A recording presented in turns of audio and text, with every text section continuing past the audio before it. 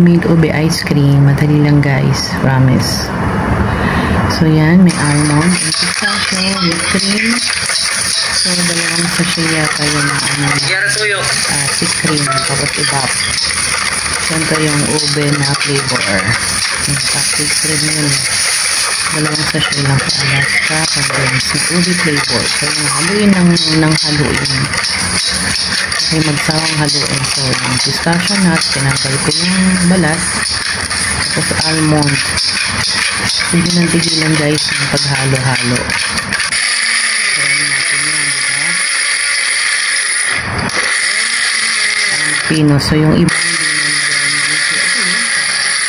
kapag kumakain tayo ng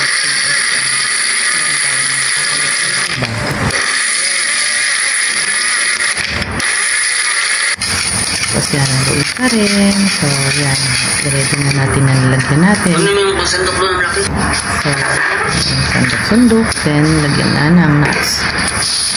Tapos i-chill nyo lang overnight, pwede na. So ginawa namin yung video ng bandang alas 4. So time now is 11. So natikman ko na guys, ang sarap.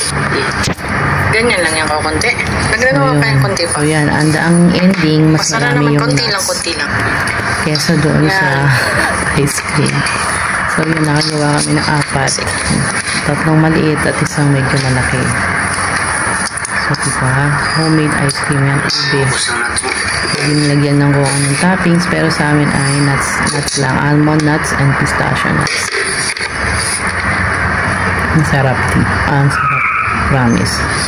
Homemade patisserie. Hindi nyo na kailangan mamili ng ice cream at paborito nyo pang ube ice cream. Siyempre dito sa Jordan wala namang flavor na ice cream eh. Flavoring. Hindi na namin nilagyan ng flavoring yan kasi ube flavor naman siya. Yung chocolate chips wala na yun? Sarap.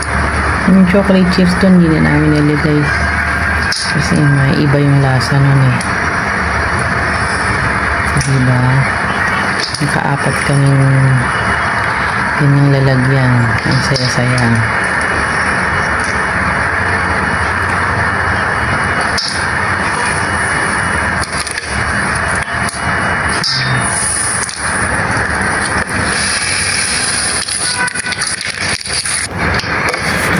Ending kanya walang nuts. Mas marami pa itong nuts sa ano eh.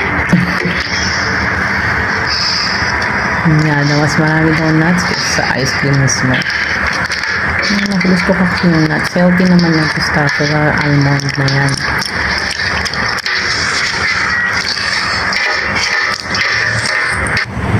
So yun guys, tikman ko na. Salamat!